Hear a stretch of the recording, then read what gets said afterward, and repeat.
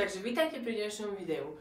V tomto videu sa budeme zaoberať týmto EE-PC. V podstate vyrába to, je to od Asusu, ale v podstate tento notebook mám zo zberného dvora a ideme vyskúšať, ako funguje, čo sa na ňom nachádza a tak, notebook som vyčistil, viem, že funguje, lebo som ho zapol, ale do systému som sa už nepozeral.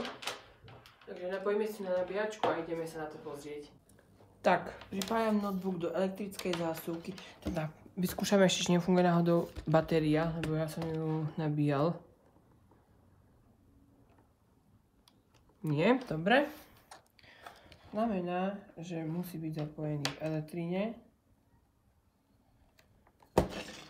Teraz nám naskočí asi aj hneď, že je nabitý. Hej. Dobre. Nastavím si vás takto, aby ste videli a môžeme si ho zapnúť.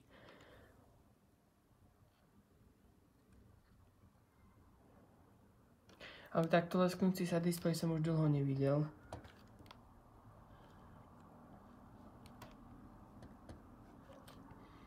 Ideme načítať Windows normálne. Je počuť, jak ten disk chrastí, takže parád, máme tu už aj myš. A keď tam je heslo, tak ho budeme museli obnoviť. Ale ja už asi aj viem ako, ale zatiaľ to vyzerá, že nie. Lebo to si ukážeme, pretože mám vytvorené jedno USBčko. Toto, na ktorým je Windows PE, takže to si môžeme vyskúšať. No a pozerám, že je tu všetko možné. Tak...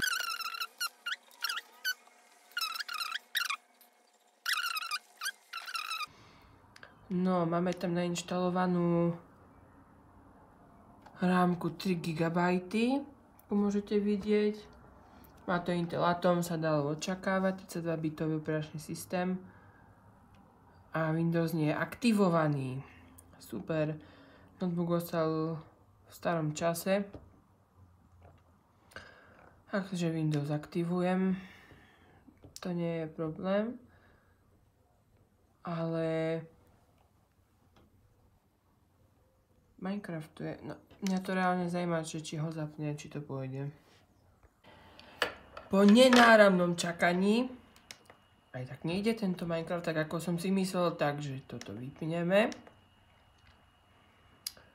Vypneme si notebook a ja sa chcem pozrieť na to, že aké sú v ňom rámky a také veci, takže keď sa dá ho aj upgradeujem. Chcem počkať, nech ho vypne správne, ako by ho malo. A potom si aj vyskúšame nabútovať ten Windows PE. To mi nevedel, čo je Windows PE, tak je to Windows Pre-Installation verzia. Znamená, že je tak obmedzená trochu. Ukážeme si. Tak, na to, aby sme sa dostali do notebooku, alebo laptopu, alebo hociak sa to volá, budem potrebovať tieto dve dvierka.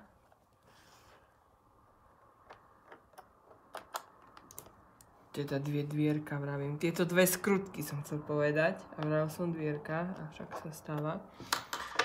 Takže... A čo sa skrýva pod tými dvierkami? Asi to bude RAM. A som správne nad tým. To sú 1 GB. A mi zdá, že tieto asi aj... Tu je nejaký chladič, čo to namontovaný nad tým. Dobre. Ja ich vyberiem.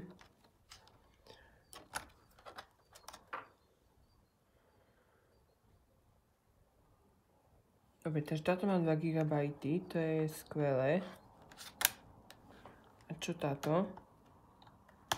Táto má asi 1 GB, keďže mi ukazovala rámka nainštalovaná, že je 3. Takže idem požiadať 2 GB RAM, ktorá bude pasovať presne do tohto slotu. A skúsime si ho vylepšiť. Takže menšia zbierka SSD RAM, čiže ktoré to sú? DIM. Tu mi to píše, mám tie, čo sú 1 GB, tu je asi 2, sa mi zdá. 1 GB, tuto sú tiež 2 GB, ale aj toto. Vyskúšame, že ktorá z týchto pôjde, pretože niekedy to nejde.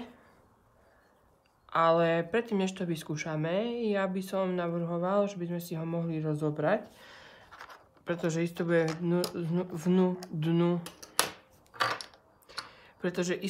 dnu v tomto notebooke veľa prachu. Takže si ho rozoberieme a vyčistíme vnútornosti. Takže tu si tam dáme gramky. A teraz sa to asi len klasicky odskrutkováva.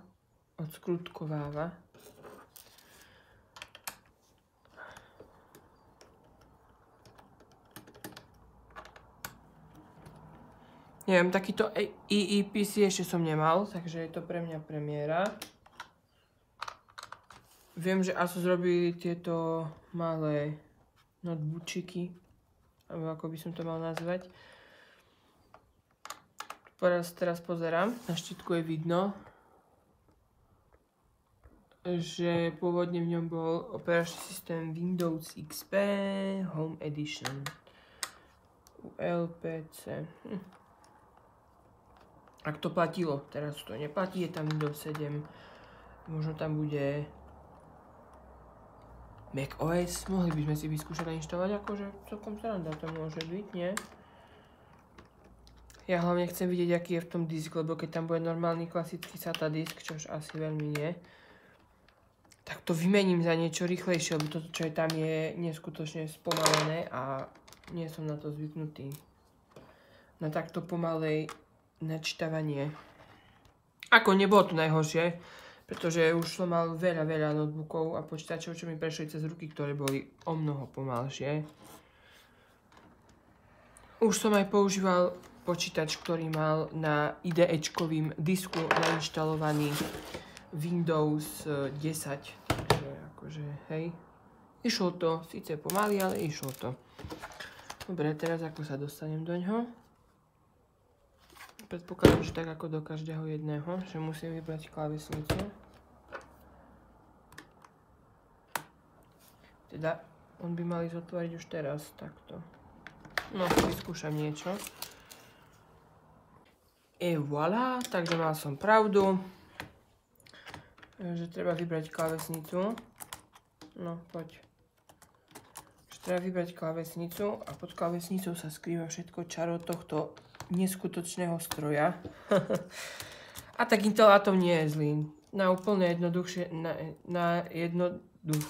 jednoduchšie nie, to už by bolo. Na úplne jednoduché nejaké, ja neviem, bez zrania internetu možno, síce nejak pomaly by to šlo, ale dalo by sa.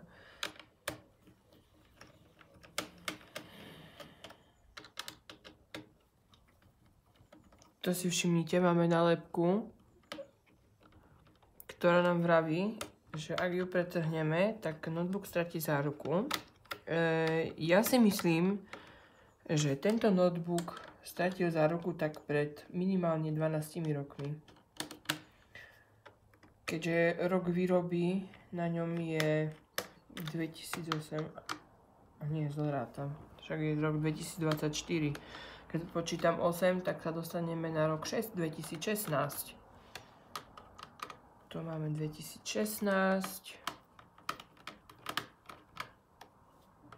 No, proste vyrátajte si, kto chcete, ja už mi sa nechce počítať, ale dosť starý notebook to je.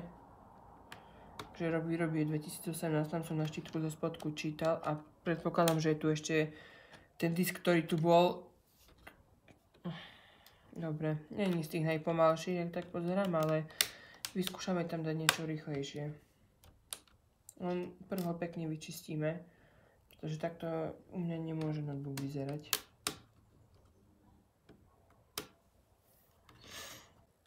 O nie, notebook stratil záruku už dávno.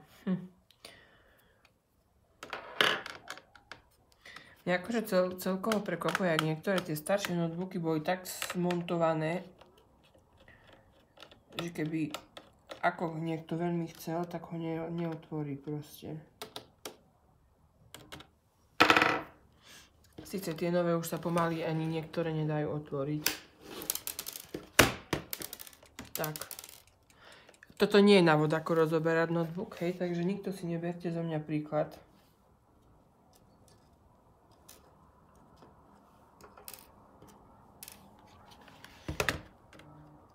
To je len pre urýchlenie mojej práce. Pretože by som tu bol do rána ešte. Teraz by to malo ísť správne otvoriť. Takto. A ja už som to omylom dotlačil. No tak ešte raz. Tak, sezam sa nám otvoril. Lenže ja som zabudol vybrať tu dve skrutky. To je prvá vec. A druhá vec, neodpojil som touchpad. Tak pre istotu odpojíme ho. A jak sa pozriem, ja ten flex kabel i hneď odlámem. Ešte to vyzerá zad tohto notebooku. Tu máme ten malý touchpadík. To by som nechcel meniť, takže toto môžem dať na bok. No, máme tu všetko možné, čo tento notebook obsahuje. Dobre. Tu je spomínaný disk. Má rýchlosti 3 GB za sekundu. Nie je najrýchlejší, ale ani... Ja som si ešte teraz vlastne všimol, že tu je rámka, neviem. SD karta, koľko? 2 GB SanDisk. Môžeme sa potom pozrieť, čo je na nej. Dobre. Pozerám, že má tu otrasnú baterku, ktorú nikto nikdy nevie vymeniť. Ale viem ju vymeniť, len podľa mňa je to zbytočné meniť, lebo nemá to nejaký extrémny význam v tomto notebooku, hej, takže... Ale ona vlastne nie je zlá, len... No. Ja by som ten notebook prepastoval. Čo? Bude to asi dobrý nápad, či nie? Neviem, každopádne aspoň ho vyčistím, lebo je špinavý. Tak tento ventilátor si môžeme vymontovať stadiaľ.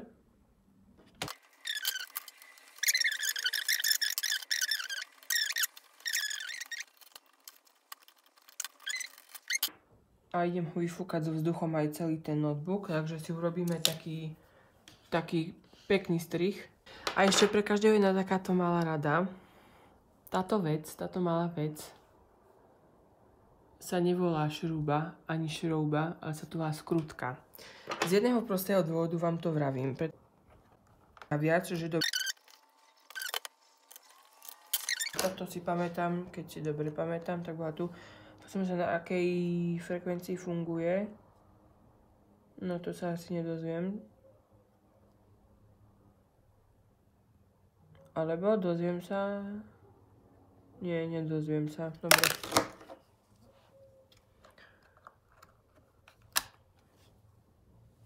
A teraz tam vrazíme jednu z týchto.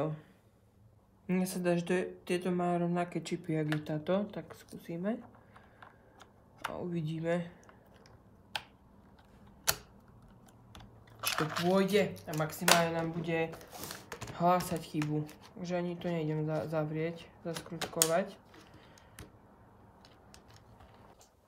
Pripojíme. A skúsime zapnúť. A uvidíme, čo sa stane. Pozrieme sa do BIOSu. American Megatrends. No, nastavíme si. Áno, rámka nám ide, takže máme 7.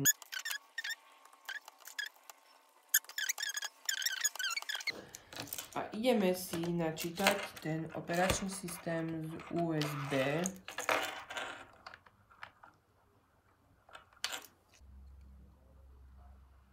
Keby som stlačil ESC tak, jak by som mal, dobre. Generic flash disk. Ventoy sa načítava. A dáme spustiť normálny režim a uvidíme, kde sa dostaneme.